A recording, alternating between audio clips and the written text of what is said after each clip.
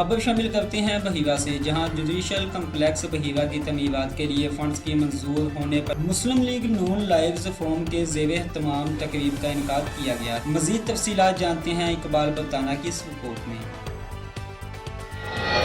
بار ایسوسی ایشن بحیرہ میں پاکستان مسلم لیگ نون سے وابستہ وکلاء کے زیر اہتمام جوڈیشنل کمپلیکس بحیرہ کی تعمیرات کے لیے فنڈ منظور ہونے کی خوشی میں مہر محمد نواز ایڈوکیٹ کے چیمبر میں ایک شاندار تقریب منعقد کی گئی۔ بار ایسوسی ایشن بحیرہ کے بانی سابقہ جنرل سیکرٹری مہر محمد نواز ایڈوکیٹ، سابقہ صدر چودھری طارق محمود گوندل ایڈوکیٹ، سابقہ نائب صدر محترمہ انیلا نورین مہر advocate, general secretary Chaudhry Muhammad Umar طلع ایڈوکیٹ، سابقہ چیئرمین چودھری خلیل الرحمان طاہر گوندل ایڈوکیٹ اور چودھری بلال ذکری ایڈوکیٹ نے کیک کاٹا۔ تقریب کے شرکاء نے وفاقی وزیر مملکت برائے صحت ڈاکٹر ملک مختار احمد برتھا اور صوبائی وزیر قانون جناب ملک صہیب احمد برتھا کا شکریہ ادا کیا۔ واضح رہے کہ بار ایسوسی ایشن بحیرہ کی رجسٹریشن سال 2017 میں مہر محمد نواز ایڈوکیٹ کی مدعیت میں بطور بانی جنرل سیکرٹری ہوئی۔ چودھری طارق محمود گوندل ایڈوکیٹ پہلے صدر قرار پائے،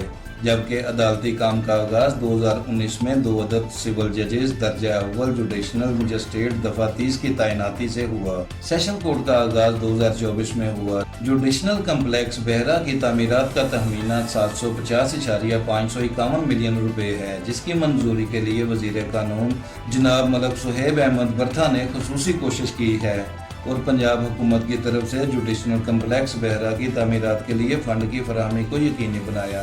مہر محمد نواز ایڈوکیٹ اور مسلم لیگ نون لائیوز کے کوارڈینیٹر چودھری بلال ذکریہ نے شرکاء کو تعمیرات کے لیے فنڈ کی منظوری پر ہونے والی اب تک کی پیش رفت اور آئندہ کے لائے عمل سے آگاہ کیا۔ کیمرہ مین ٹیم کے ہمراہ اقبال بلتانہ، بگ نیوز، بحیرہ۔